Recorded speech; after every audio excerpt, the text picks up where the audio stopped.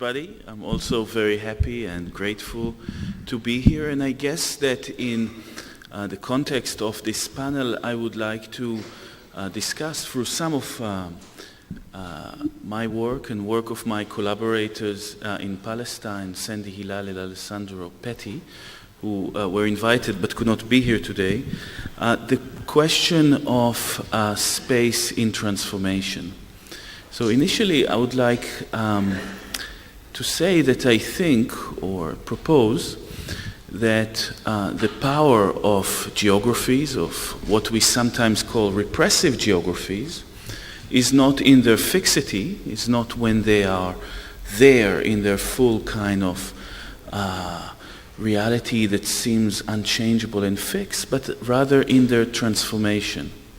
So when I have, for right now almost a decade, researched the frontier geographies of areas in conflict, I rather like to refer to geography as a political plastic, a category that allows the connection of an analysis of forces and forms, and see space as something that goes continuous transformation, and that within those transformation lie its power, its repressive power, but also its potential.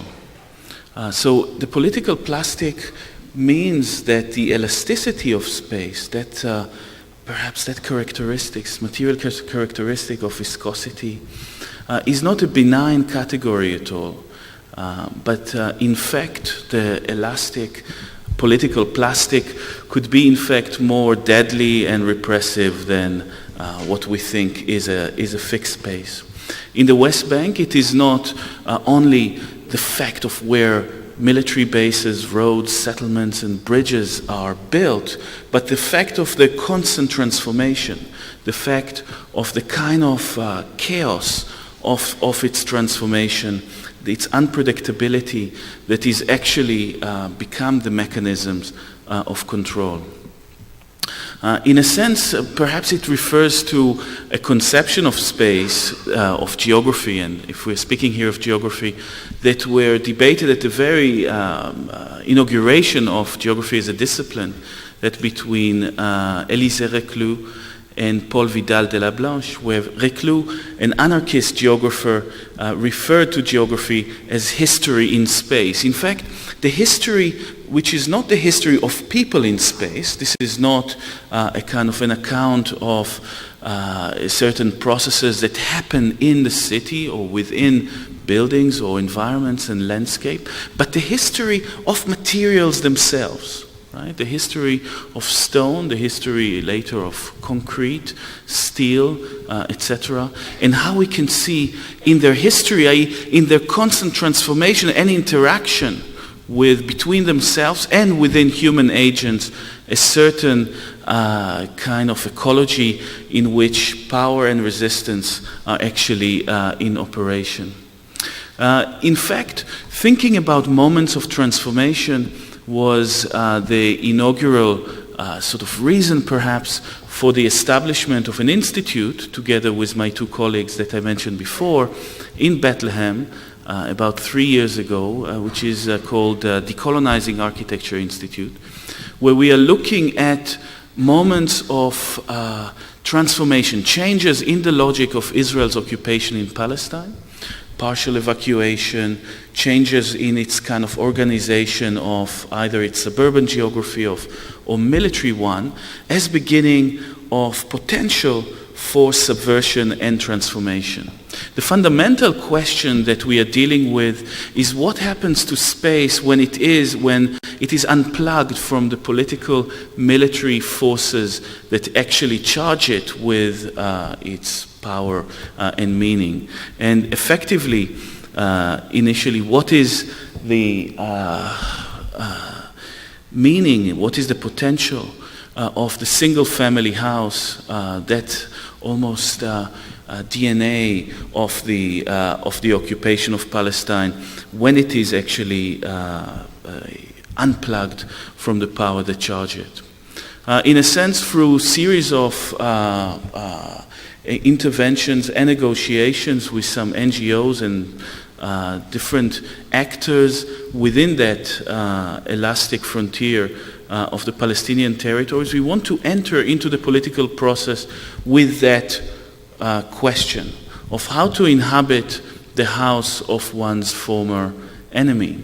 Of course, that question is not only architectural, how to rearrange the interior of a small suburban house, but in fact a cultural and political one, and it's one of constant negotiation between a political process and physical reality. In fact, that question has been so central in the idea of a political process. Because if you think also historically, the moment of full or partial decolonization, and here I'm not even suggesting that moments like the evacuation of Gaza or any kind of geographical process to do with the expected peace negotiation between Israel and Palestine now are in any way fulfilling kind of historical political right, but at moments where something changes on the ground, where a house is evacuated, those problems of negotiating with the history of an oppressive regime and its physical manifestation becomes very important.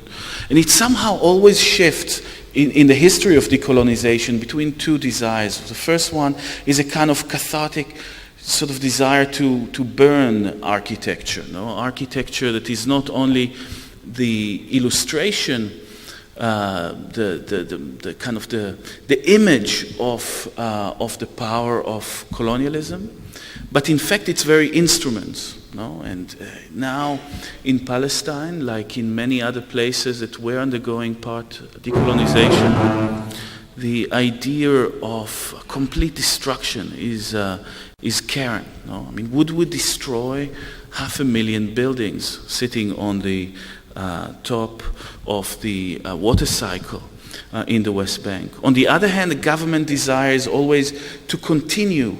It's the kind of against that sort of chaotic desire to transform. There is the government desires always to enact a kind of a government agenda, to use services and things pragmatically, i.e. to use things in the very same way they were designed to. I think that our approach is very much to accept the potential of what we call the future archaeology of the occupation.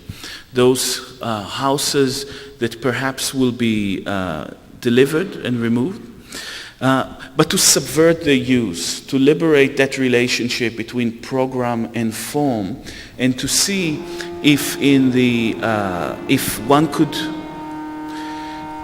find a way to inhabit those in a completely different way. Thank you very much.